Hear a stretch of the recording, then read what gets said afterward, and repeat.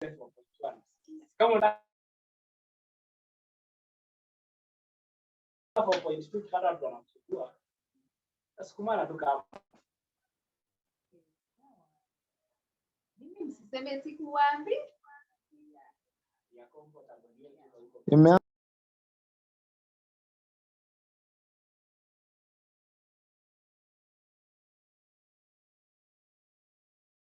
potea.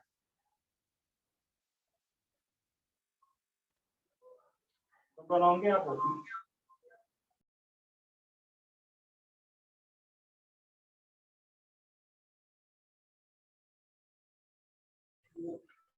Naongea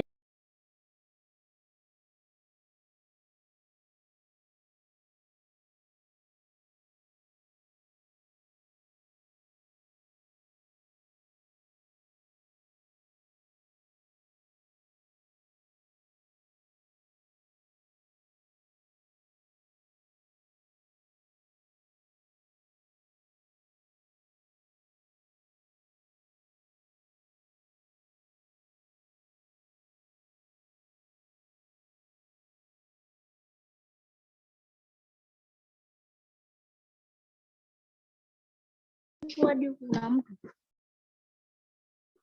dance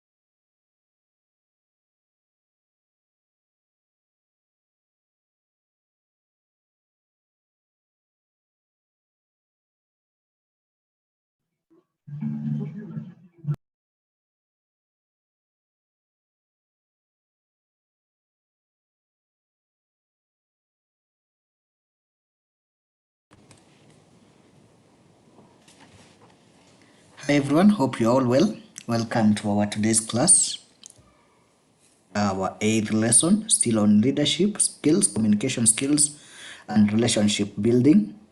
Today I know we'll be going through another topic. Madam Rose Rono will be telling us more about it. So we'll give the rest 3 minutes to join and then we'll proceed with the class. Welcome.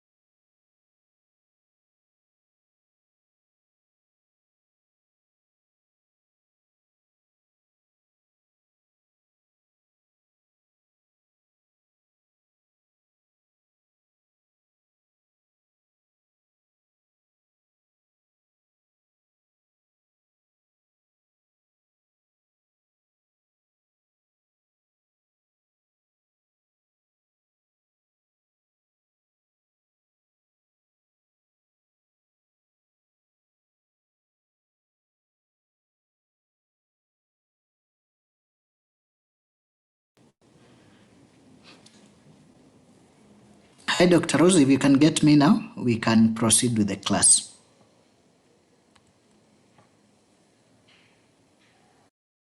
Thank you, Joseph. Have you allowed me to be able to present? Yes. You can please. Yeah. No, I've not been allowed. Maybe you can enable me to present.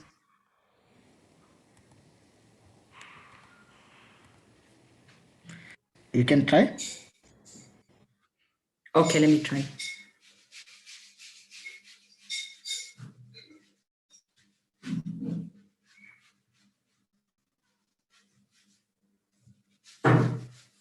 Let me know once you've seen my presentation.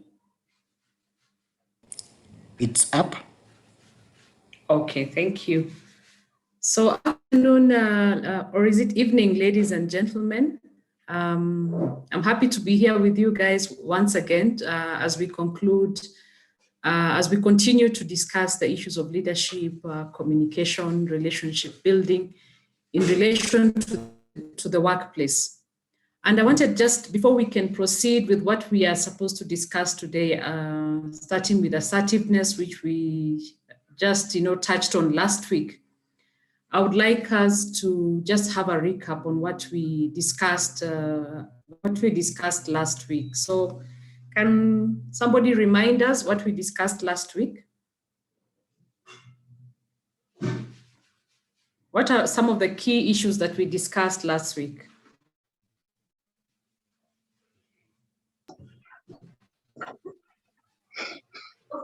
Can I try? You can unmute, yes, you can unmute yourself and just proceed to tell us what you remember from last week. Yes, so last week we talked of communication, the definition of leadership, types of leadership styles. Yeah, that's what I can remember. Okay, that's good. Somebody else?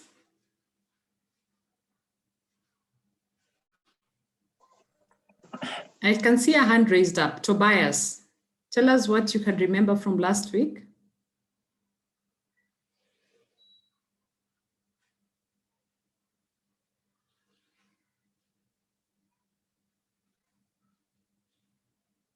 Can somebody else remember something from last week?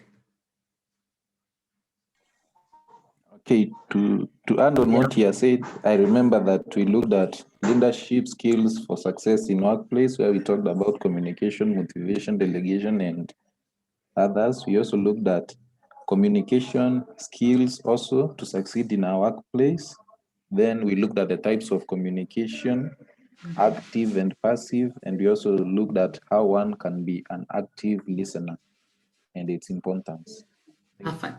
Fantastic. I think you have aptly summarized for us. I would have been very worried if nobody mentioned active communication, because as I had mentioned to you guys, that is one of the most sought after skills and the most important skill you'll need to use in your workplace when you start working, for those who have not started working. So for today, we are going to talk about assertiveness, and assertiveness is just another important communication skill. And I think last time we just delved into this, but we will continue and even see, and practice how can we be able to be assertive. We can see how somebody can be passive, how somebody can be assertive, and how somebody can be aggressive, and what is the best way to operate in a workplace. So we said the last time, assertiveness means stating your feelings, wants, needs clearly, with ownership and conviction. Why is it important? When you're passive or aggressive, your feelings, your wants are not heard because you're being controlled by your emotions. Sometimes when you're passive, you already have an attitude that nobody will listen to me. When you're aggressive, you already have an attitude that they are going to, shoot down my ideas. So you become aggressive. This leads to feelings of isolation, resentment, anger, depression. And in the workplace, you just feel misunderstood.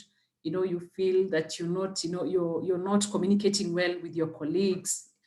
And we can go to assertive communication. As I told you, assertiveness is a communication skill. And assertive communication means, as we had said, stating your feelings, thoughts, and needs in a respectful but owning manner. Social barriers are those created when you start acting differently than those automatic thoughts and schemes, that help you interpret, events on past learning. So when you're being assertive, it is best to provide your opinion, observation based on facts, and by belief, here we are talking about probably it could be your religious belief, it could be, cultural belief that could be interfering into how you're communicating. Social barriers is, you starting to act differently than those who are in your social circles. So that can be able to portray a different, message from what you want to communicate. So when you're being assertive, it's best to provide your opinion or observation with supported facts. For example, arguing your case about a certain project at work. Don't be so quick to, support it with just political statements. When you're going to present something, support it with facts. Go and do a benchmarking. You can say, I have seen Safaricom have done this and this. I have researched and I've seen organizations that have put this in place, have been able to grow by certain percentages. So when you communicate like that, then, that is assertive communication in a way that you're communicating facts fully, and it becomes very hard for somebody to shoot you down, and by shooting you down means, by shooting down your points, it becomes very hard for them to shoot down your points because you're already supporting them with facts.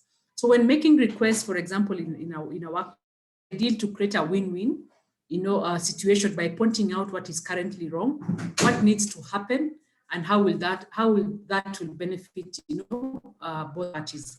So in the workplace, it should always be a win-win situation. It should not be, and we see a lot of in the workplace whereby we have silos.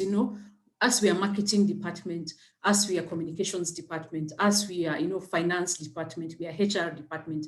You don't operate in a team. You feel that if your team wins, then you'll have won. Yet you forget that this is a department of an organization. If they lose, if you don't support them to win, then the organization doesn't win at the end of the day. So when making requests or when you're arguing your point or dealing with people in the workplace, look for that center whereby don't be so a person who is so fixated, a person who is so obstinate, cannot be able to change their opinion. Look at where the other person is coming from, and can you be able to come to a middle ground? Can you give up something in order for the other person to get something? Can the other person give up something? When you put that on the table, then it becomes very easy for you to be able to communicate, and you will encounter a lot of these situations in the workplace, because in the workplace, working is through communications with people. And if you're not communicating right way, then you'll find that there's a lot of and I think we talked about it earlier. The barriers of communication. If you don't communicate in the right way, loss of productivity, misunderstanding in the workplace, demotivation, and all those things come up. So the balance between being passive and aggressive. And passive is whereby you win. You give it up. You're I don't care, you have won. And then we have aggressive. Aggressive, you're going to the argument with I win, who's getting this. And we see a lot of this in sales. But assertiveness is whereby can we come to an agreement? Can we come to a center whereby we both win? And this is the kind of communication. And it's also a negotiation strategy whereby if you want to be able to successfully negotiate, you put in a situation, put yourself in a situation whereby you see what this person has brought on the table, what you have on the table. Can you be able to find a middle ground? And in every situation that will come to you in the workplace, approach it from that point of view of, can we have a middle ground? You will have very good, relationships in the workplace. You'll be able to achieve, your objectives, your key performance indicators, and people will love working with you, and you will have it very easy at the workplace, as opposed to passive, whereby you let everybody have their way. Even people sometimes, we know that when they see you are passive, they will never consult you because they're always just, you don't struggle so much, and you will never get to leadership positions if you're passive because you don't fight for things, you just things go. And aggressiveness, people will avoid you, and people will be like, hey, I don't want to deal with that person. It's too aggressive, it's too, they just want their way. They don't even listen to me. So it's important that we have that middle ground whereby we are both winning. If we are colleagues, we are both winning. Even with your boss, look at what your boss is saying, and look at what you want. Can you be able to find a middle ground? And you will encounter these situations in the workplace. So I will just take you through some of the examples of assertive communication so that you understand what assertive communication is.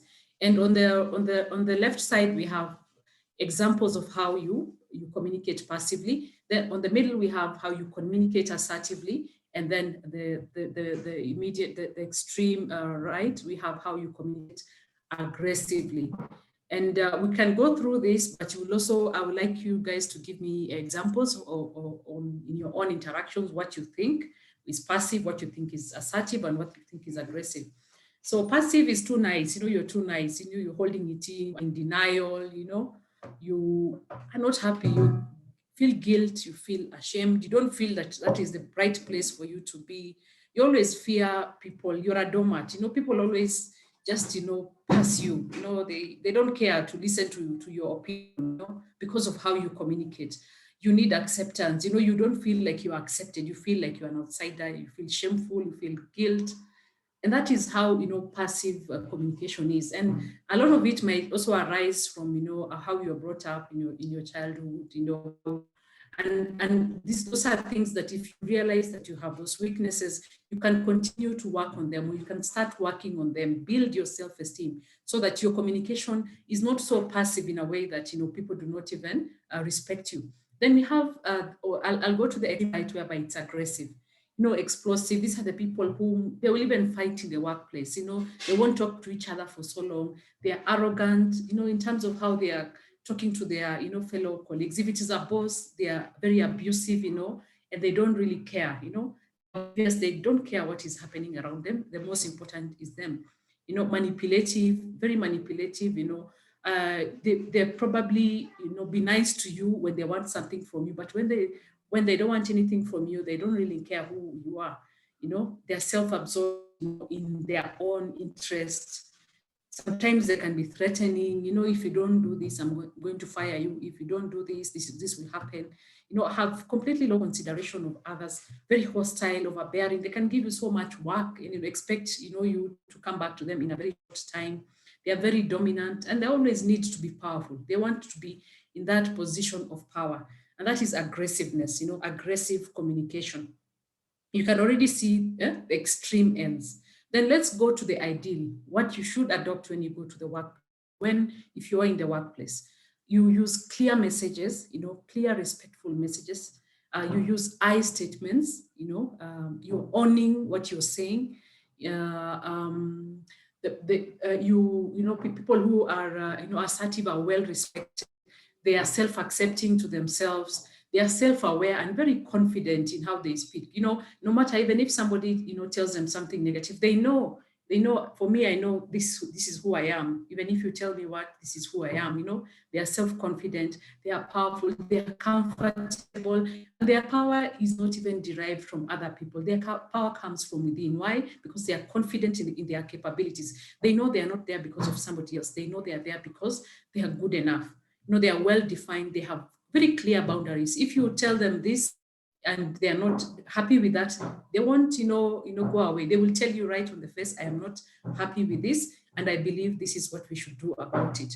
When they have conflict, they address it head on. They are not the kind of people who now will go to their best friend and say, so-and-so did, so-and-so did. So the person you have offended comes to get to know about it, from so many other people, as opposed to you just approaching them and telling them, you have offended me. Can we be able to talk about it? They're very active, they're content, self-sufficient. So I hope you'll be able to see these three, examples in terms of assertive communication. And I want you guys to give me examples now of, passive communication. You can even just, in your daily life or in school, give an example of passive communication.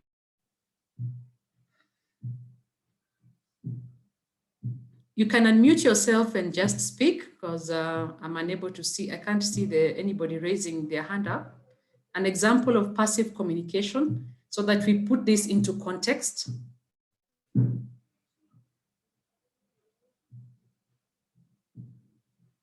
I can't see anybody. Can we have an example of a passive communication or an experience that you've had that we can be able to refer to?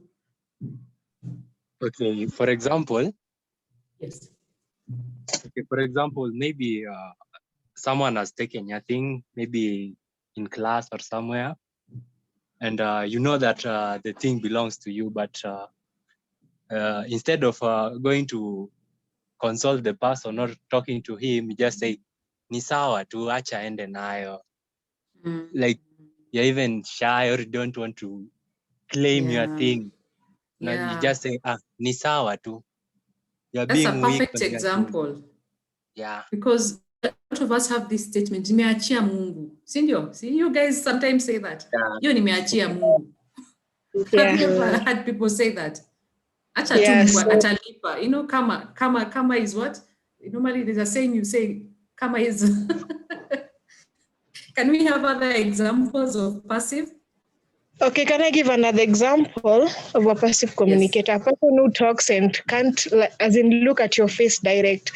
You try to talk to the person and they look down, or they try to figurating language, and they use their hands, or they try to draw things down using their legs, something like that.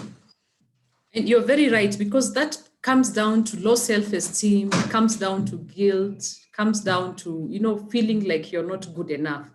And if you are here and you have, you know, you have those tendencies, don't feel so bad about it. Some of it, you know, come about from upbringing, from situations that we have encountered. But if you notice that you have that, you can start working on it. You know, you can go and Google, you know, YouTube videos on building confidence, on building assertiveness, and just practice. You know, you can share with a friend and let them help you, you know, to be able to practice on that. And I'll share with you that in my career, my early career, I was a very passive person. I was such a yes person, and everybody, I was the doormat of, you know, of everybody. I was that kind of person, nimeachia Mungu. And that was a lot of times I would say that, yo nimeachia tu Mungu, Mungu tu anajua. And you see, what happens is that you lose respect. You lose respect of your colleagues because they know you cannot stand anything. You will not even be given any positions of responsibility because you don't have a spine, you know, you fall for anything, you know, you accept anything. You cannot criticize. And especially when it comes to a leadership position, whereby, you know, staff who are working under you and they are probably performing poorly. You know, you will need to have that gate or that, you know, a strength to be able to reprimand them, to be able to correct them so that they can be able to perform, you know, how it is expected of them. This is really, really important, and it's going to affect you in your career. If you have noticed, if what we have discussed, you feel you have some of that, you can start working on it gradually, you know, start working on it gradually. And it is not a bad idea to say no, you know, have boundaries. Some people have never had a no, you know, they will always just say yes to everything. Can you try and say no more times, and not no just for no purposes, but sometimes when you're saying no, you're choosing yourself. When you're saying yes, you're giving yourself too much. So sometimes you just need to look at the situation. And most of the time you will know that you are saying yes when actually inside you feel so inconvenienced. So have the courage to say no in circumstances where you need to say no. So I think, thank you so much. Does anybody have an example of passive before we can go to aggressive? Yes, I have one. Yes. Let's say your friends come, you know that this is time, maybe you have an exam tomorrow and you're supposed to read like tonight. Then your friends come in and say, let's go and drink, you know, let's go and play some PlayStation. And then you just go following them without even having that boundary that you say, no, because I have something to do tomorrow. Yeah. Yeah, that's a very good very good example, because there are people who feel if I don't go with them, they are going to leave me out of the clique. I want to be, you know, part of the boys, you know, and you're choosing the boys over yourself. And especially when you're doing this a lot of times, you know, you can do it once or twice, but if it becomes the habit whereby you're all choosing others over yourself and you have responsibility to yourself, then you'll find your life not going, you know, the way you want it to be. So thank you for that. Can we have examples of aggressiveness? You know, aggressive communication. Let's have examples of experiences of aggressive communication. Okay, can I give an example? Yes. Hello? Yes, we can hear you. Proceed. Okay, not offensive, but I always see a code like I see a code like is an aggressive person, because anytime you try to attack her, she goes on to, as in, just verbulate and talk so much, abuse you, and tells you everything she wants to tell you. So that's an example I can give, Akwathe. Thank you for that example. I had something happened recently. I don't know, I didn't see it yesterday, that somebody really received it from Akwathe. I don't know if that is a very good example, because sometimes somebody can be provoked, and also in terms of tolerance of social media bullying, tolerance of, you as a celebrity, probably she is really, takes a lot. By the time she's really coming down on you, you are probably really pissed her off. But that's a good example of, an aggressive person, but I guess some people might disagree. Can we have another example of not necessarily a person, but a situation? Okay, can I say an example of aggressive? Yes, example of aggressive. That's what we are looking for. I think Dr. Miguna is an aggressive communicator. Okay. Yes, Dr. that's a good example. Yes, that's a good example. Can you be able to justify your example, so that, because we said an assertive person is you give facts. So I need to hear facts from you about Miguna, so that I will not shoot down your point. I think when you were watching the gubernatorial debate on the 2017 election, the way he was addressing his fellow contestants, like the cartels and the names and the stuff, the way he was addressing them, he belittled them, and he was like arrogant to them and sort of attacking. Yes, yeah. Thank you for citing an example, because you have supported your assertion. I'm seeing a hand of Joanne up. Joanne, your hand is up. Please say something. Yes, I had something. Okay, I had an example. Yes. So the best example I can think of is during group work, maybe in class.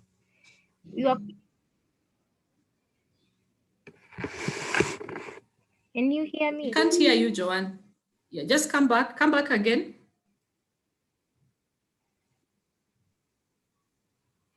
So I was saying the best example I can give is the one where we are given group work, maybe in class. Am I audible? Yes, you're audible. Proceed.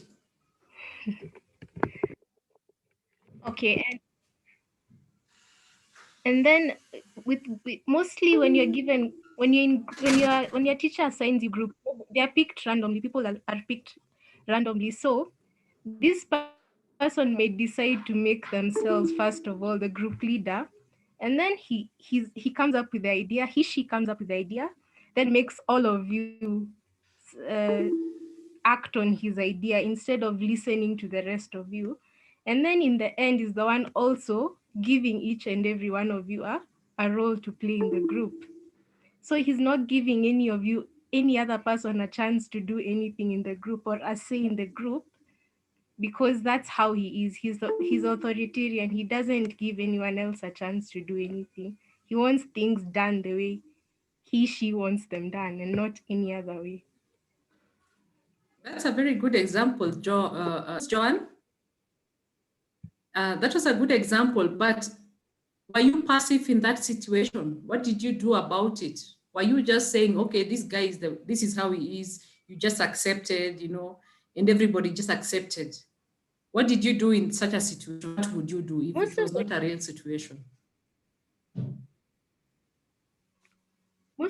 Probably I would refuse. I would probably refuse, and then I would maybe make other people see that he's not doing the right thing. You get? Like, I wouldn't allow myself to be pushed like that unless it was actually a good idea. I would also want to contribute something to the idea. I don't just want to follow somebody. I want to speak my mind. I want to have my own roles. I want to have a chance to. So I don't think I'd go along with it. And yeah, I wouldn't. That is excellent. That is excellent. What you have just described is assertive. You work in that situation, you are going to become assertive and ensure that the balance is restored. I'm seeing a hand up from Laura. Laura, can we hear from you? Okay, so for me, an aggressive communicator, maybe I'd give an example from this digital generation, how we're conducting most of our meetings on Zoom. An aggressive communicator would maybe interject rudely and loudly as you're bringing out your point so that they can sort of make you feel inferior and like whatever statement that they're bringing out is more superior and matters more. Or maybe they'll try to lower your self-esteem or disregard your opinion even before you can bring out your points. Yeah, so that's an aggressive communicator for me.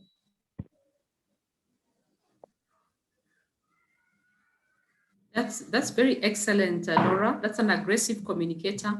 And if you're in that Zoom meeting, you shouldn't allow yourself to be passive. You should have an opportunity to say, I do not accept what has just happened, and respectfully, I want to disagree. And this is how I propose to go about this issue. So Caleb has been having his hand up. Okay, can I give another example of aggressive communicators? Yes, yes. Proceed. Okay, while she's still waiting.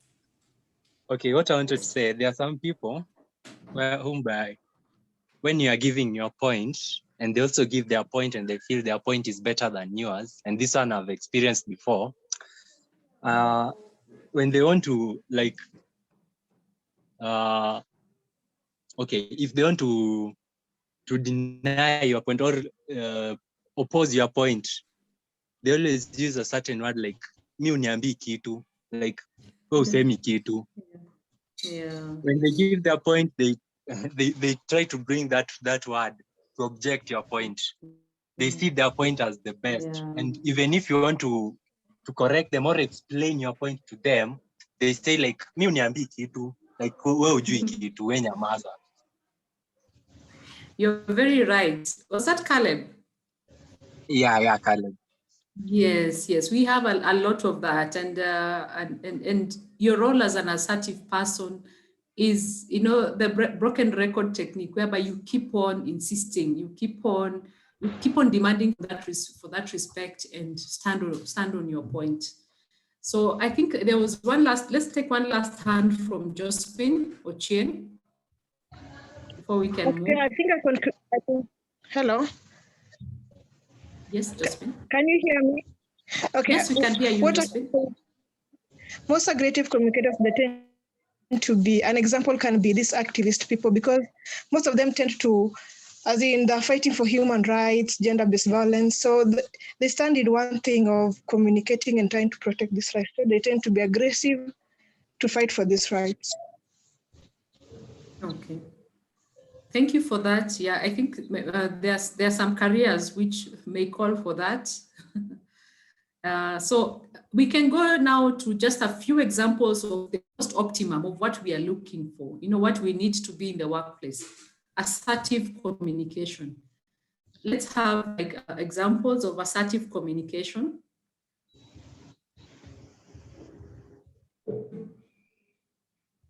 Can I see a hand up, or somebody unmute themselves and give us an example?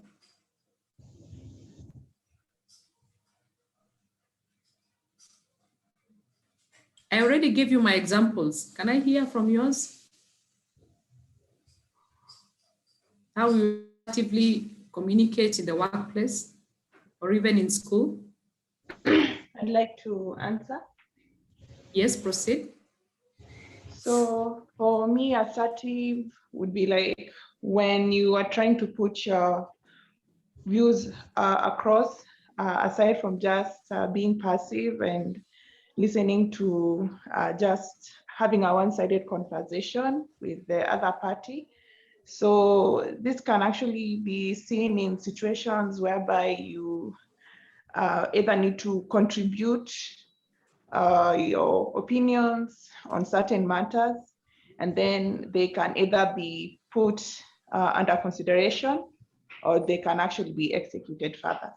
Yeah. Okay. Thank you for that. Another example of assertive communication. Yes, Tobias. Hello. Yes, proceed. Yes. Yes, proceed, Tobias.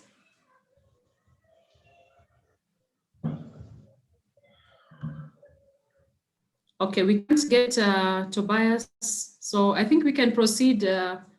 We can proceed to the three Somebody like steps. Patrick Deron, as it comes to monetary issues, and always says that engage together with clear picture of how our economy is. Okay, I didn't hear you very well, Tobias. Can you repeat yourself?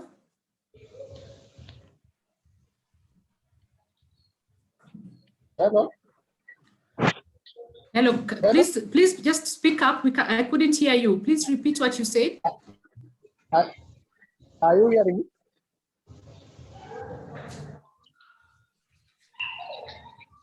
Hello?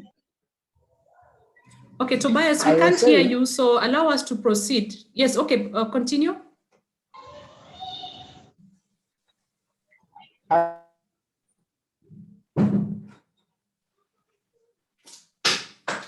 Okay, I think let's proceed because we cannot be able to hear Tobias. And my next slide is on the three steps to assertiveness. So this will just be able to help you to practice assertiveness. And just to redefine assertiveness, and we said assertiveness is being forthright with your needs, wants, while considering the needs and wants of others. Your rights, feelings, and needs are just as important as everybody else, as we have given examples of those who feel their needs are more important than others. But an assertive person is aware that their needs are as equally important as other people's needs. It's not that their needs are more important than others. If others get upset because you are being assertive, don't fall in the trap of accepting responsibility for their emotions. You can only control yourself. So there's a three-step technique on how you can be able to communicate in an assertive way. First is point out the behavior. And for this is when you don't respond. I'll just give an example. When you don't respond, that is the behavior you have pointed out. For example, you communicate to somebody and they don't respond. So you've pointed out the behavior. I wrote you an email and you did not respond. The second would be explain how that behavior affected you. When you didn't respond to my email, I felt ignored. I feel like you are ignoring me. Then state what needs to happen. I need to know you are listening. I need to know that you're not ignoring me. So you can already see that three-step point. We can go to the next one. When you are late to the office, I have to handle your calls or I have to do your work. I need you to be on time from now on. That is just being straightforward, assertive.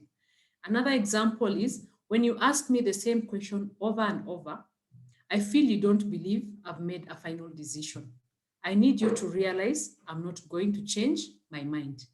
So I need an example from you guys so that we practice this, practice pointing out the behavior, practice explaining how that behavior made you feel or affected you, and then state what you need that person to do, the behavior change or the communication you want to communicate to them.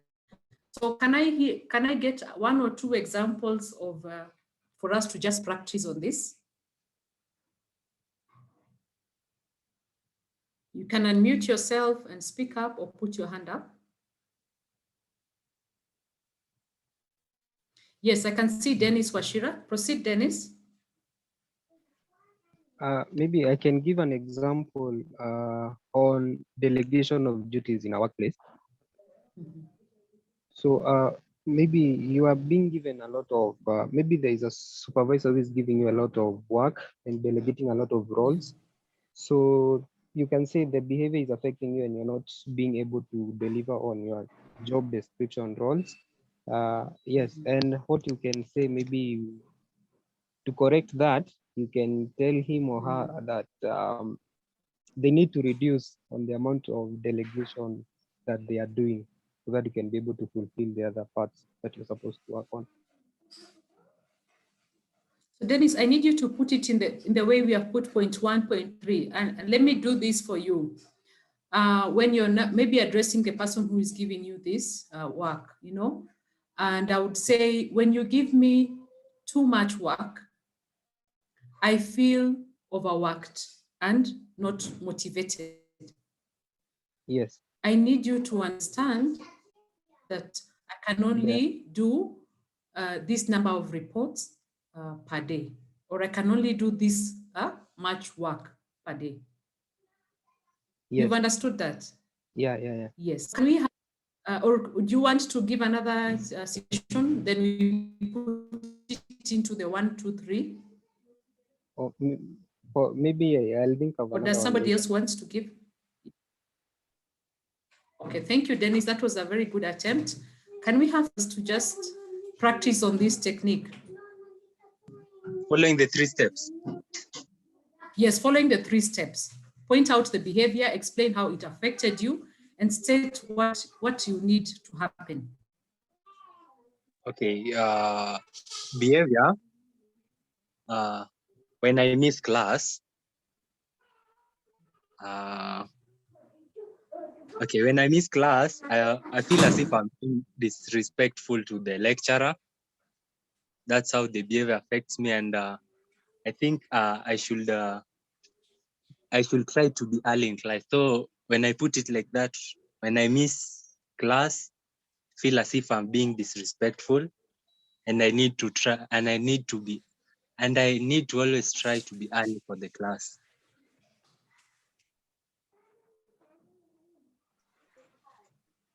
That's a very good example of you talking to yourself. Did you realize that you are talking to yourself? Which is a good thing, self-introspection. You're talking to yourself. Can we have an example of talking to somebody else? That's a good example. An example of talking to somebody else. I don't know if Josephine's hand is up again or it was the previous hand. Josephine, do you want to say something? No.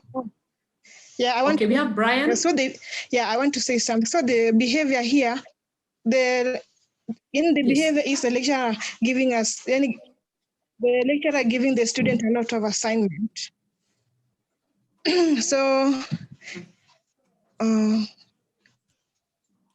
the behavior is affecting me in a way that I'm not able to submit the work on time because, for example, the lecturer give you the work and what's the work after 2 days, like assignment after 2 days, which is hard because you have some classes to do.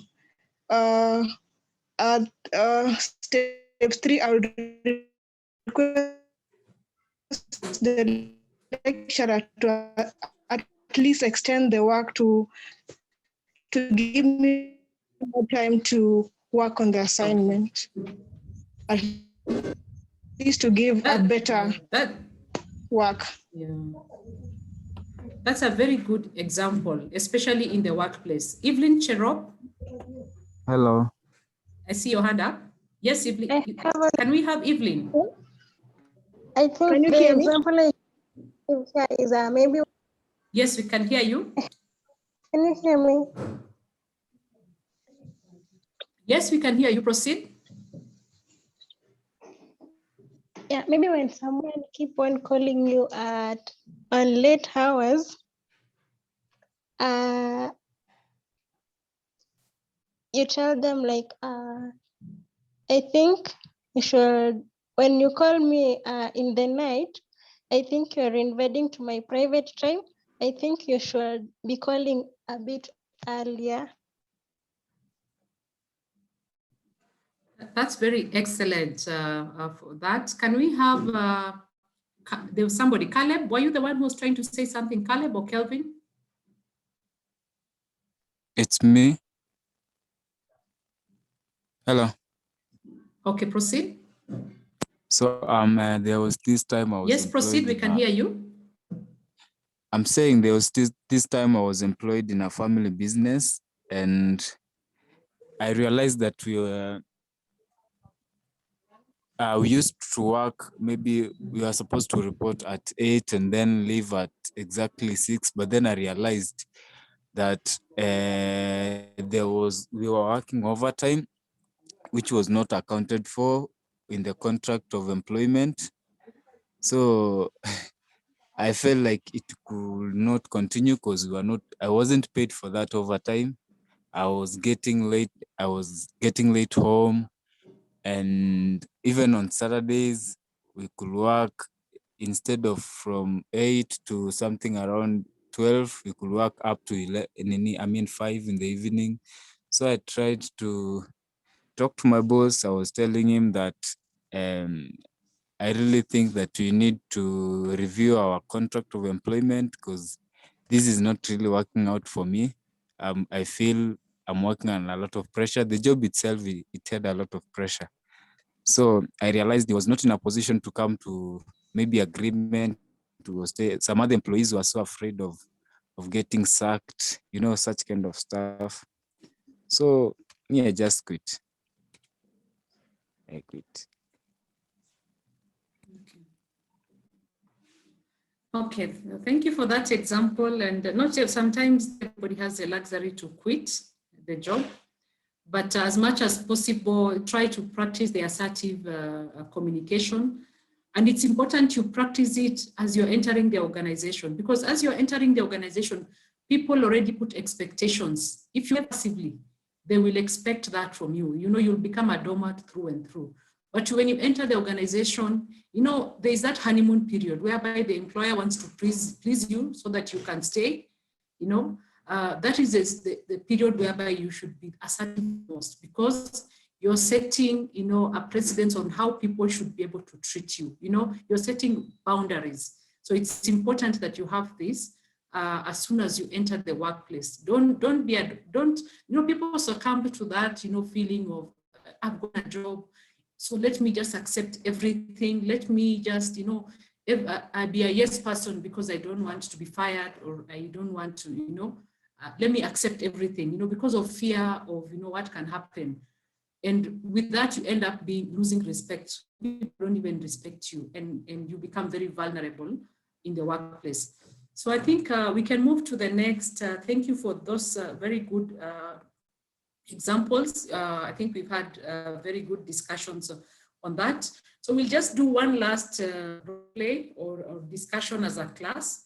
You have recently been employed at company A, and your immediate supervisor has been signing you to attend to his personal errands, like going to the supermarket to buy for him personal items. You feel offended because he's misusing you by assigning you personal errands. How do you assertively tell your supervisor that you do not appreciate such personal jobs being assigned to you? So can I have, now I'm not going to show you the 1, 2, 3, the 1, 2, 3 step. I believe you have mastered because we have given these examples. So I want to hear from the class, somebody to put this in a way that you will tell that supervisor in an assertive way that you do not appreciate this, personal.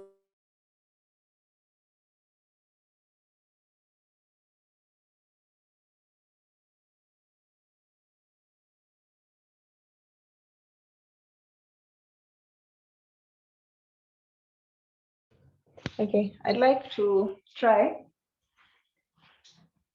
So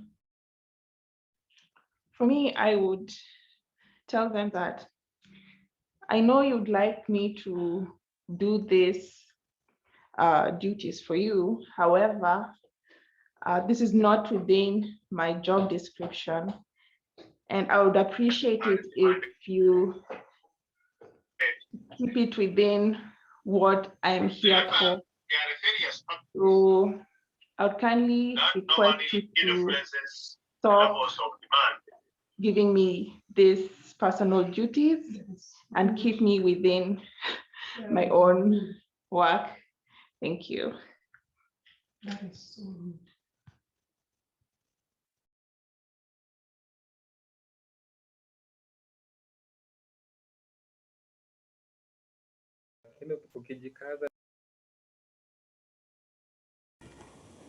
We can get someone else giving us an example. I see Madam Rose has been thrown out. I'm trying to reconnect her. So someone else who has an example, you can be giving us as we try to reconnect back.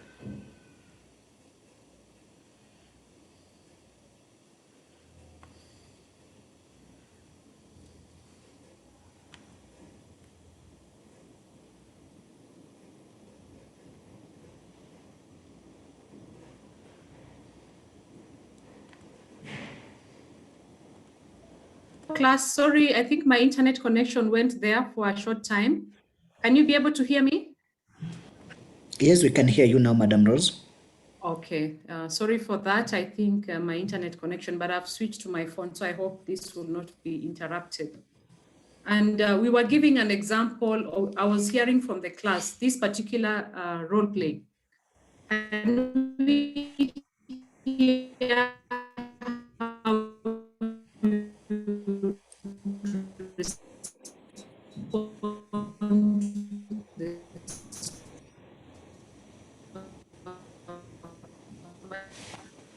and I told you this is a real life example.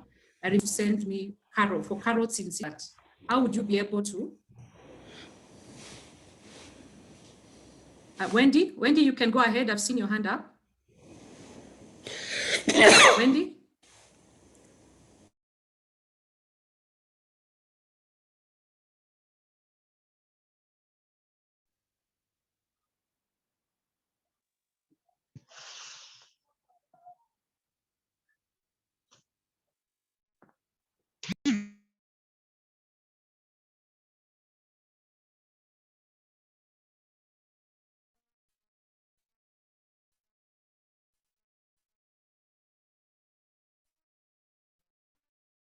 Madam Rose, if you are speaking, we can't get you.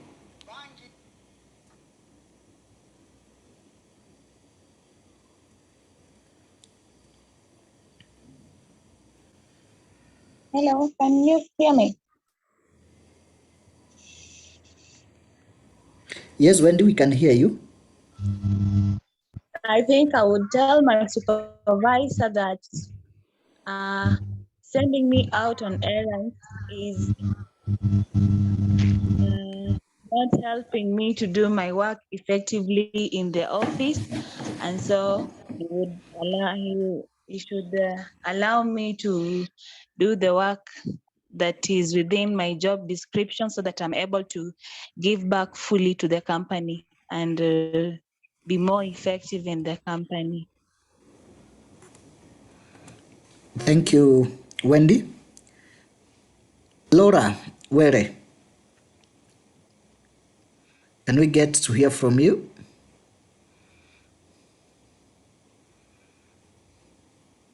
Laura? I'm sorry. I'd say maybe I understand how busy you must be late, but it has pushed me to doing the job description.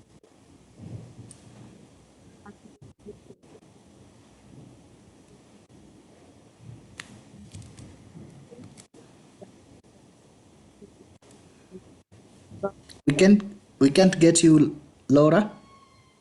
Oh, You are I'm saying, uh, can you hear me well? Yeah, and kindly project your voice. Okay, I'd say something within the lines of I understand how busy you've been of late, which has pushed me to having to attend some of personal duties that have been making me feel uncomfortable to handle such tasks. I hope that I'm thanking you for being considerate, and I hope that we can be able to resolve this issue soon. Yeah, that's Okay, thank you, Laura. Can we, we'll hear from someone who has not spoken. So, I'm Juliet.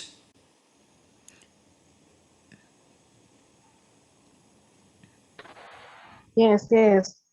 So I'll just go straight to the point. I tell this boss of mine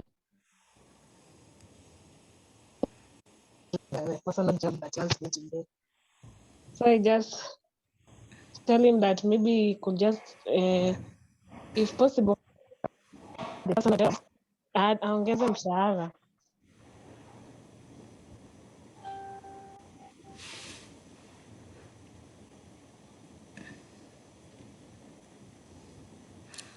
We've lost Anne. Edwin Bundi. Yes, I hope I'm audible. Okay. So when you assign me your personal jobs, I feel misused. I need you to know that I'm Joseph, focused. I'm back. Okay, okay. Sorry for the internet interruption. Okay, okay. We'll have Edwin and then we'll proceed, Madam Rose.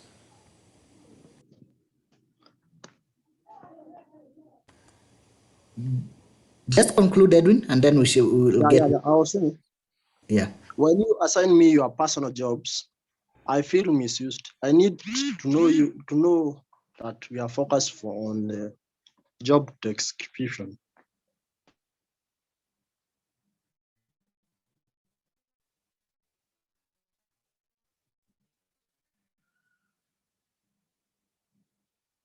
Thank you.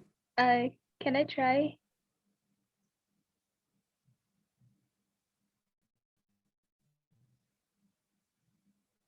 Hello.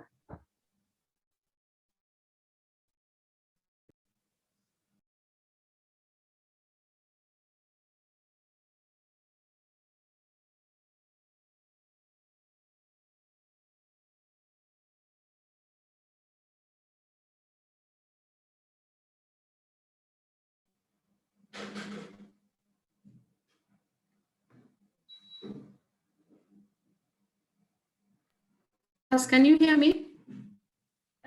Yes. Yes, you can hear. Okay, I think did somebody want to give another example? Sorry, my internet has been a bit unstable. Yes. Yeah. Can I try? Yes, proceed. So first I'll thank the employer. Okay, this is how I'll say thank you so much for considering me to help you run your personal errands, but is it okay if I finish all my tasks, and if by any chance I'll have some free time left, then I can help you?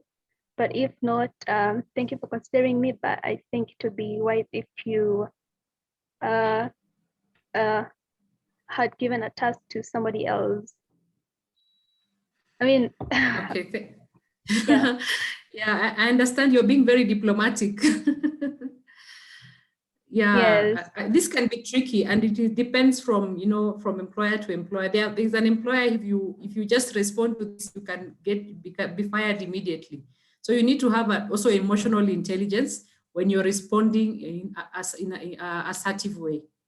So I want us to wrap this up. Does somebody really have a really burning example that they want to give of this particular discussion before we can move to the next topic?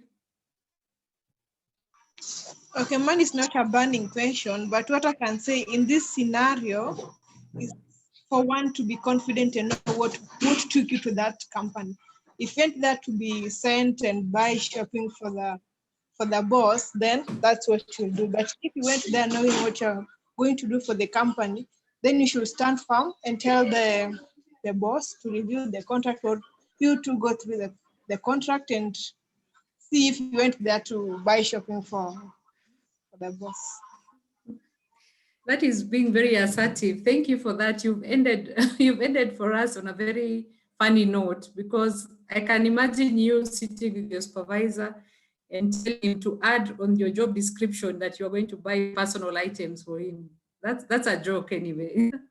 So thank you, class. I think I hope the lesson on assertiveness has sunk in, because this is really, really important, especially for you need to be very, very clear in how you're able to articulate yourself in an assertive manner. So you'll have these notes, then you can be able to practice. I want you to practice. If you feel you have weaknesses, a lot of people have weaknesses in that area.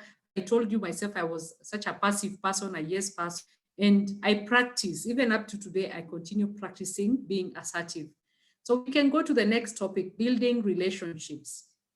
So how long does an average employee spend at their workplace? And how long do they spend at home in other activities?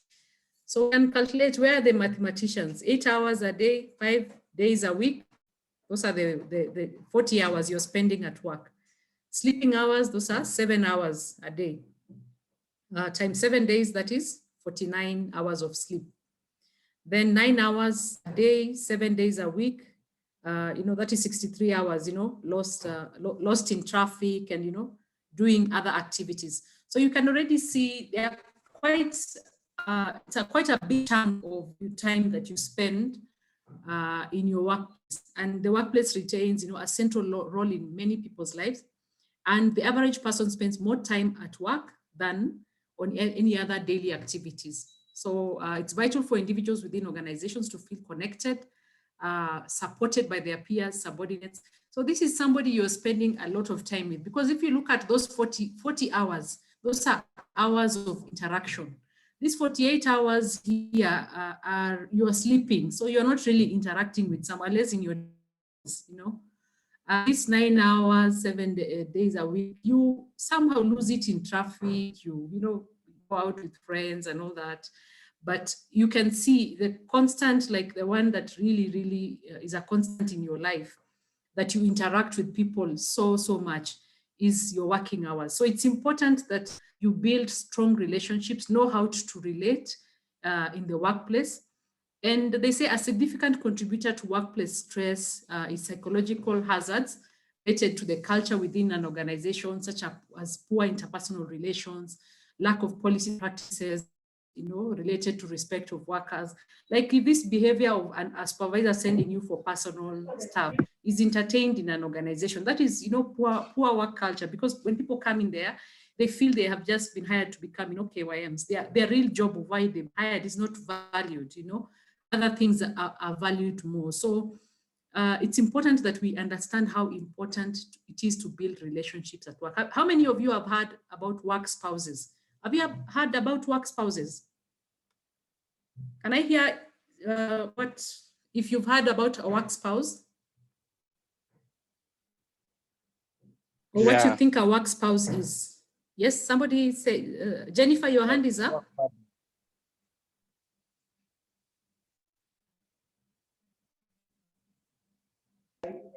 Okay, Jennifer is not saying, yes.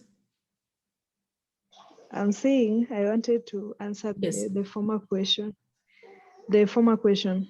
But even in line with what you're asking, I think it's like, let's say, condoling like everything you're being told. Yeah, hiyo mazoeano tu. Okay. So I was asking the question, a work spouse. Has anybody of you heard about what a work spouse is? You can unmute yourself and talk. I would say that a work spouse is basically somebody that maybe you flirt with, that is from work only, and and somebody we are overly familiar with from work. I think that was not what I was intending. I was just intending, when you look at the institution of marriage between two spouses, you spend so much time with each other, husband and wife. And then also in the workplace, there's that one person that you spend a lot of time with, you of work together, your work intermingles, you go for lunch with together.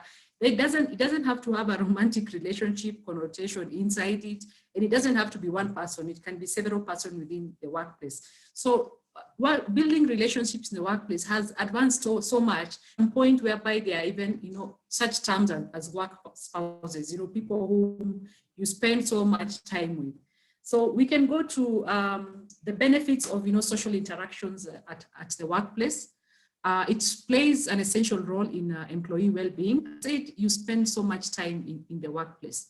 So it's important that you have a good relationship. You have, some friendliness, in terms of how you relate. You can be able to share with people whom you're working with, what you're going through, even sometimes in your personal life. Spending so much time with them, it's important, for your well-being, that you have good social interactions. Also, it aids in knowledge and productivity transfer between staff. Proper interactions. You can imagine if you enter into an organization, you've been given your job description, and you're not interacting with anybody, you're just doing whatever is in your job description. You will not learn so much. But if you interact with people, you'll be able to learn, faster. Your learning curve within that organization will be very fast, because you will get to know some things informally, not even through your boss. You'll get to learn the work culture. You'll get to learn what is expected. You'll get to learn the vision of the organization, and you'll be able to perform even better. Then increase employee commitment in the organization. When you have friends in the organization, you are happy to stay in that organization. And you will always see that, sisi ni watu wa Safaricom, sisi ni watu wa Kenya Power, sisi ni watu wa, KRA. That, social interaction bonds you and gives you that sense of identity as that organization. And when you leave that employer, sometimes you will still feel some sort of affinity towards them. Why? Because you have stayed there. For me, I think I've worked in almost 6 jobs, and there are employers that really I didn't, have a very good relationship with. But when I left the organization, I never burnt the bridges. And I still, remember what I gained from that, because it was not all bad. There are some things that I gained. So that fostering of commitment only comes from, social interactions that we have at work. Also facilitates innovative thinking. Innovation doesn't happen in isolation. It happens when people brainstorm ideas and they are able to, come up with solutions. So that interaction, you can have a coffee break and somebody tells you, I'm trying to work on this, but it's not working out. Can you be able to look at it for me? When you have that discussion, that person will ask you a few questions, and there an innovation, comes in. I don't know if some of you have heard of how interns innovated the M-Pesa, the M-Pesa, innovation at Safaricom. That's how innovation comes in. You're there, you're doing, you are discussing, and you just all of a sudden say, can this thing work? It can be able to work, and you come up with an innovation. Then it also creates, social interactions. It creates a positive organizational culture. Then also enhance, internal communication. When, people are talking to each other and they are friendly to each other, then information flows seamlessly. But if you have, camps whereby we are not talking to these people, or we are not, you're having silos, sisi ni watu wa marketing, and perceptions about people in certain departments. Watu wa finance wanakuanga stingy, watu wa marketing ni walevi, they just like having fun. When you have, such misunderstandings within, the organization, then you create poor internal communication. Then also, social interactions, it increases trust. And when you interact with somebody more and more, you trust them. When you meet somebody for the first time, and if they tell you, let's say, jump or do something, you will be very suspicious of them. But if you interact with them more, you work with them, notice how they react to things, they are honest with you, they respect, your opinions, then you are more inclined to trust them and more inclined to work with them. It also improves, organizational productivity. When there's better internal communication, there's trust within an organization, there's innovation, coming as a result of this positive culture that is ongoing within your organization, then there's automatically, improvement of, productivity within an organization. So how do you build positive relationships in the workplace? I'll take you through this, but if you have others, you can be able to share with me. You can share more about yourself, be open, tell people about yourself. You don't have to say everything, but what you're comfortable, tell them. And people, when they know you, they can be able to even, share more and have, positive working relationships with you. Then speak positively about people you work with, especially your boss. Don't be those kind of people who goes around and talks negatively about people, because as you know it, that person whom you tell about somebody will go and tell somebody about you, or will pass that message, and will create an environment of mistrust. So Try and speak positively, especially, about your boss or your colleagues. Then improve your interpersonal skills by supporting other people's work. If there's a team, they're working on something and you have a special skill that you can be able to contribute, support them. Ask others to be involved in your projects. If you have a project and you feel there's another person who can benefit, can be more of benefit to your project, ask them, they don't even have to join the team. You can send them, if it's a document, can you have a look at this document for me? Write thank you notes. People will do for you good things in the organization. They'll write for you recommendations. They will, they will hold in for you. Let's say, for example, you're unwell and maybe you're operating on a shift system. You should be able to thank them. So not only write those notes, but also, say thank you. Common things that nowadays are not so common. Then initiate conversations by asking questions, especially when you're new. Ask as many questions as possible. Don't feel like you're a bother to people, because by asking is when you know. Then initiate repeated interactions and communications, especially with people whom are very key to the success of your, they're very key to the delivery of your job. Keep on, initiating interactions with them until they can be able to trust you, and you'll be able to find yourself, exceeding and, succeeding in your work. Then participate in activities with others that don't involve work. You don't have to just focus on work. Sometimes, you can say, let's go for lunch together. Let's go for a drink on we have achieved this. Can we do this together? And sometimes you have even organized team buildings, that fosters, positive work relationships. Share information. Don't be the kind of person who just hoards information. You've received this information, which is very valuable to your team, and you feel that you just want to hold on to that information to be of help to you. Share information. If you get information and it is not confidential, then share it freely to those who it can benefit. Then introduce yourself at social events. If you go to social events, networking is a big, big tool that you need to have, because for you to be able to move from one place to another, especially even nowadays, people don't even move within the same organization alone. You'll find that you have, worked in this organization, you meet somebody else, in a social interaction, maybe you're having an industry meeting, and then that person, gets to know you, and you appear for an interview in the organization, and they recognize you in the interview, and that's how you get recruited, even maybe to a higher position. So when you go into those social events, don't be that shy fresher who is not talking to people, or even doesn't want to go for that event. You're like, I don't even know people, me, I'm a shy person. Be bold, go out there, talk to people. That's even how you might even meet your spouse. You might meet the person that you spend the rest of your life. So don't be shy for going to these social events, because when you join organizations, a lot of these social events take, awards there, dinners are there. Those are good events that you can be able to grow yourself in terms of networks. Go for lunches and coffee breaks with colleagues, and then genuinely getting interested in knowing your workmates, wanting to know them. Long time ago, people would work in organizations for the rest of their, for all their lives.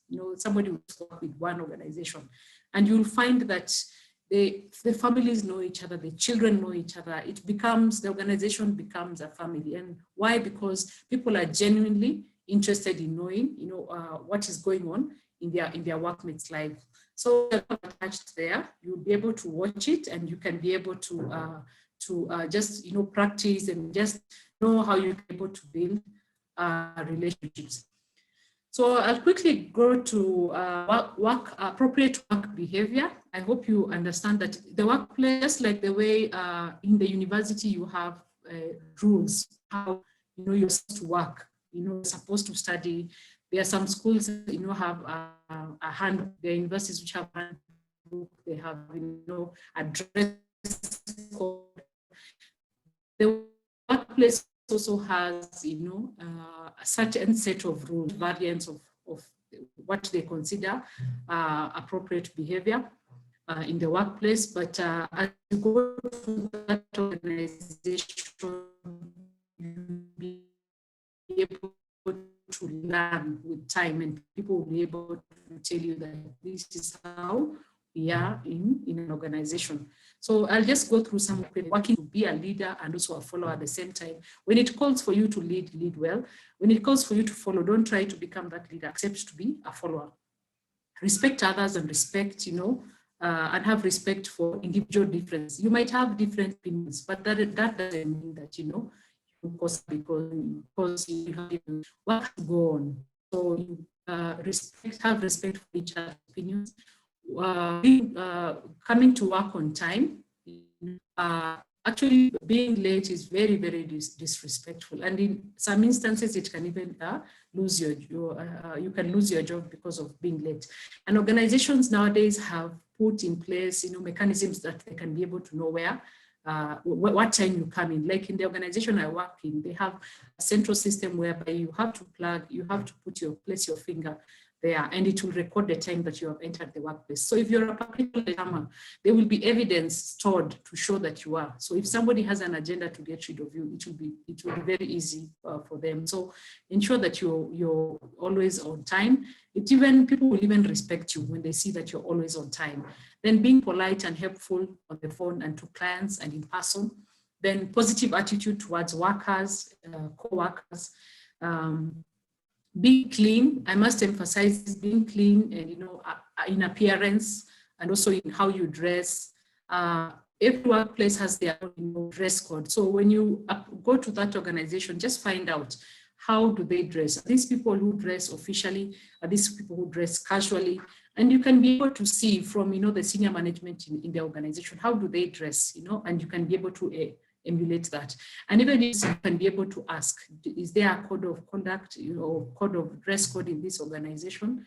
And then, you know, that you can ask, especially from HR, they should be able to give you that information.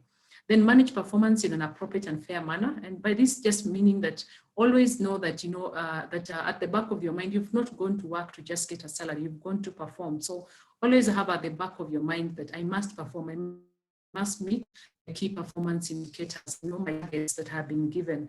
Then also give constructive feedback and also be willing to accept, you know, feedback on a normal day-to-day basis. And as we said, in assertiveness, it should be evidence-based and delivered in a respectful manner. Then consider other people's perspectives in order to help reach an agreement, not only your perspective. Then establish good working relationship. We have talked about that. Then avoid behaviors that can be construed, you know, as sexual harassment. Then inappropriate work behavior, we'll just scan through this. We have aggressive behavior. We talked about aggressiveness, abusive behavior such as shouting and, you know, insulting people, spreading, you know, malicious rumors, gossips, and insulting, you know, people, discrimination, you know, probably there is discrimination, you know, based on your skin color, vibe, you know, harassment, unwanted physical contact. You know, you've seen a lady there, you want to not be welcoming that, you know, so you can even be sued for sexual harassment. Then stalking people, offensive and jokes, aware in terms of the jokes that you see in the workplace. Some may be very offensive. Not everybody will be able to take it the way you're probably assuming. Then publishing, circulating, you know, this thing, pornographic, racism, sexually suggestive, especially on the office email. There are those official emails. You should never do that. Then isolation, you know, deliberate exclusion of people. So, you know, you deliberately isolate somebody, you know, that is inappropriate work behavior. Persistent and unreasonable criticism, you know, and unreasonable demands and, you know, impossible targets if you're a leader. Coercion, you know, such as pressure to subscribe to a particular political party, religious belief. Bullying, you know, there are bosses who really bully. And then perpetual lateness, that is an inappropriate work behavior, I mentioned that. Then there's something called pecuniary embarrassment. I don't know if some of you have heard that. I was very shocked when I came to find out about this. Embarrassing your employer, a breach of that can easily lead you to become dismissed from the workplace, especially if you are working in the public sector. There is, in the public sector, labor laws, not labor laws, but regulations. It talks about pecuniary embarrassment. If you embarrass your employer, you are found, you know, drunk in some place, and people can be able to identify you as an employee of a certain company. Maybe a message has been taken, you know, a video has been taken and it's circulating on WhatsApp.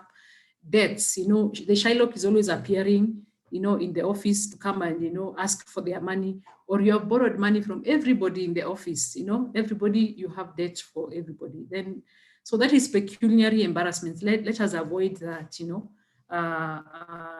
the workplace. I think I would like to stop there for today. We will have the rest of the industry the skills that are on demand in the next lesson. So thank you guys for listening. I don't know if you have any questions.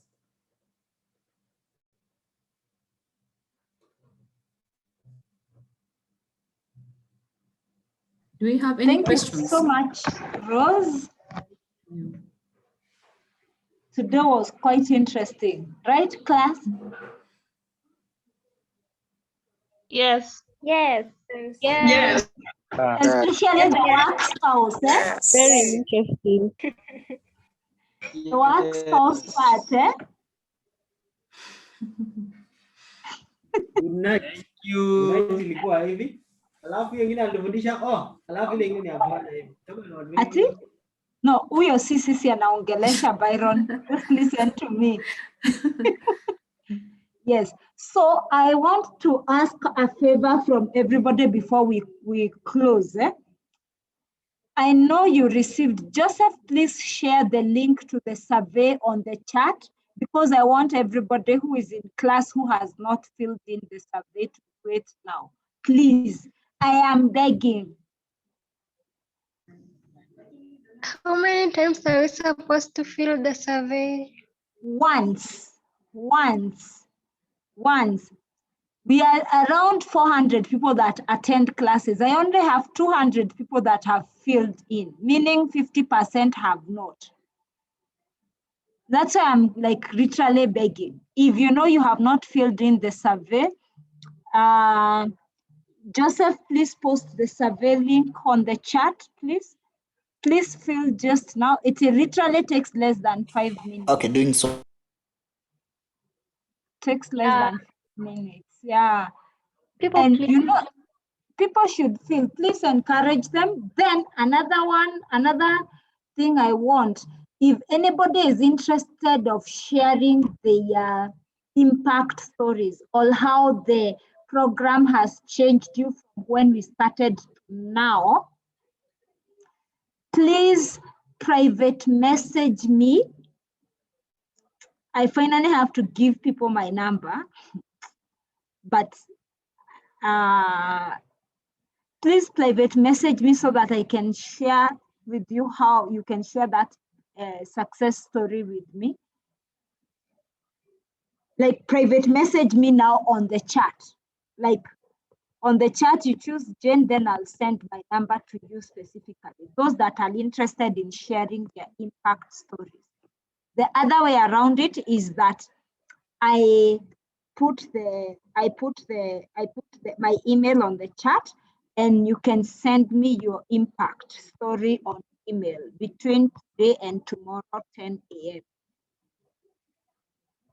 Am I clear? Yes. Yes. Do we have takers, people who would want to share their impact stories? Yeah. Yes. So I am going to put my email, Jane, j.wodera@light.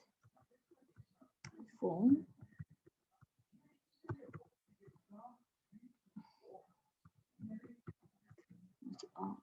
My email is there. Then you'll just put your name, uni, student number, your impact, and I only want like 1 or 2 paragraphs. Don't write a lot.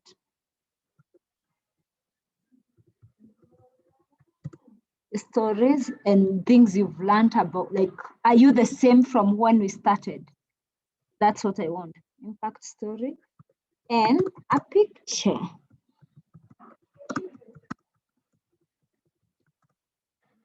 And we will use those stories to at least inspire other people so that and let the bank know that this program is really creating impact to you.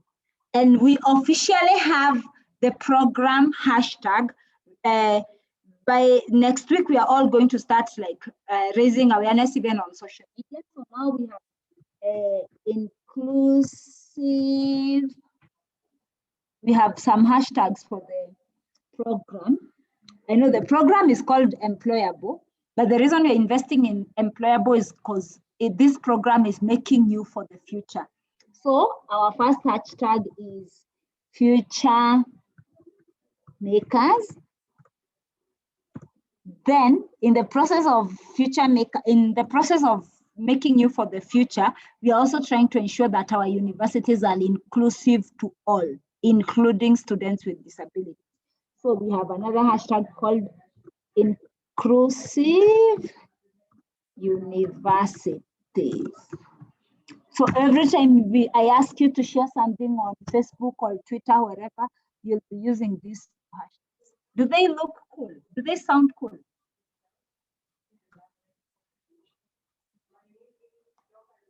Yeah, No? they do. No? I beg to differ with the second one. Mm-hmm. Inclusive universities. Well, other campuses will be like, where exactly? So can we have like inclusion, maybe inclusion something? And let me just explain the reason why this program targeted universities. One is because like that's where like there's a lot of investment on people who are shifting from tertiary institutions to the workforce because it's more vocational. We targeted universities because they're the institutions of higher learning. Disclaimer. We picked 5 universities out of the many universities we have in the country. You have ever heard of something called pilot? A pilot project means you pick a sample of the many. Oh yeah. But the overall goal is to ensure that all universities in the country are inclusive. You get what I mean? So as of now, our goal is to really like, we are making you for the future. That's why we are calling you future makers. Like, you get what I mean? We are talking of inclusive universities because that's where we want this journey to lead at the end of it. We may not be inclusive today as a university, but this program will support your universities in ensuring they open doors to more students with disabilities. Does that make sense? Yeah, it makes sense. Okay, how about if we add say inclusion in universities? Let me type it here, then you see how it will be. Sorry? Inclusion. You're breaking. Sorry. Whoever is speaking should. Hello? Hello? Yes, I lost.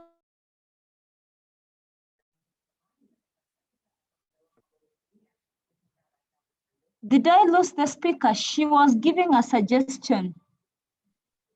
Hello? Yes. Oh, yes, I've typed it in the chat section. Inclusion in university. No. Universities, sorry. Yes. So the reason we are supporting inclusion in universities is so that we have the end product is inclusive university. Inclusion in the universities is the activity. It is what we are doing. It is this sensitization and awareness. You see what I mean? But the end product we want to see is an inclusive university. So we don't want anybody to start thinking inclusion in the university means what? They need to understand what is the ideal? What then are we looking at? Inclusive universities. So it is like what you have put is exactly what I'm saying, just that I want us to look at the bigger picture where we are headed. Okay. Because if you say inclusion in universities, yeah, you are saying we want those universities to be inclusive. Am I making sense? It's the same thing.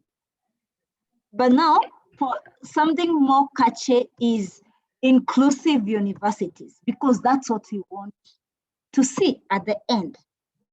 And the reason we are doing this for everybody here is because they're not talking of you being like, the project is employable, but why are we investing in employable? Because we are like, this project is making the future. Literally, it's like, it's, you know, when you have money, whether you're self-employed or you're in employment, you're already making your future. That's why like the project literally makes, like, we are making, like, it's making the future. Like, we are making the future. They keep telling us that the youth are the leaders of tomorrow. So we are making you now, because you'll be the future very soon, because you'll be working and you'll be stable. And then your future is already determined because you have a better capacity than those that did not go through employable. Okay, thank you. Unless there's another, we will really hope to get a few stories in my email from you people. And I also encourage students with disabilities to please make their submissions. I know we have several in class, so please feel free. And if you have an issue, make sure you can always email us with Joseph.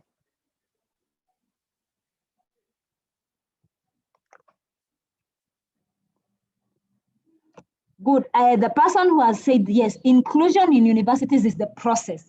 That's why right now we are doing new employability skills training. That's why we are not using the hashtag employable or employability skills training, because that's the process. The end product for me, the outcome is you will be able. So I see it that this is making you for the future. So like we are making you, like we're literally making the future now with the program. And with the inclusive universities, it is the end product of what you'll see. The process, we may not be able to capture it in a hashtag because it's many, many activities.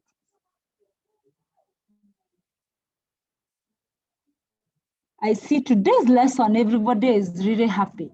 Rose, I think the next one should be more exciting than today's. I will try my best. May repeat. Please stop. Yes, I'm saying looks like today the class was really, really fun. Now yes, it was. You can always join again on Thursday, guys. Absolutely. I'm very happy.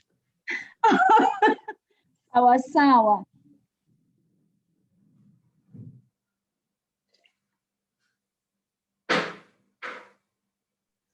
I put a message up there saying what you need to send me in my email between today and tomorrow. And I have said in that message, you'll also send me a picture to accompany your testimonial. And next week, we activate our social media buzz now, because at least we have something to brag about this program, right? Yes, we have. All right, thank you so much, and see you guys on Thursday, please, for the repeat class, and next week on Tuesday. Thank you. Bye-bye. Good night. Thank you. Bye. Thank you. Thank you. Bye. Bye. Good night. A question. Bye. Yes, please. Yes, yes, the question. Okay, we have not gotten our sign language for today. I was really waiting for it. Sorry about that. Byron. Let's go, Byron. So last time we learned good night and we learned hello. Yeah. Hello. So with the hello, it has to come out. If it doesn't come out, it will be more of like a cap. Right? Oh, okay. Yeah, but if you, that is hello now. Hello, Byron. Hello, guys. Hello. So I think for today we can do the hashtag. This is simply hashtag. Cool. Hashtag alama See ya ready. all your videos, Joseph will take a screenshot. Yeah. Hashtag what? Inclusive university. Wait, sorry. Hashtag Inclusive. Hashtag inclusive. So this is the inclusive. aspect of you're having people who are included in something. Yes. Inclusive. Then universities. University. It's higher learning, yeah? Yeah, higher learning. University. So let's go, guys. Again, Hashtag inclusive university. university. Hey, I can't see people doing it. Let me see, maybe my screen is. Yeah, I'm only seeing like Jocelyn alone and Jane. So others.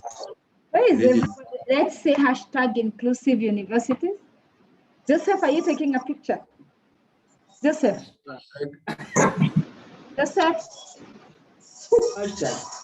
Yes, I'm taking. Oh, sawa. So let's go, guys. Hashtag inclusive university. Let's go again. Hashtag inclusive university. Yenyewe, there I have done Madhogazania, but thank you. That is congratulations. Yeah. Nice. Oh, Bye-bye. yes. Good night. Bye-bye. Bye-bye. Thank you, guys. Bye-bye. How about future makers? Bye. Oh, somebody wants future makers. Let's do future makers. Bye. Bye. Bye, Ron. That one we learn next week. Bye-bye.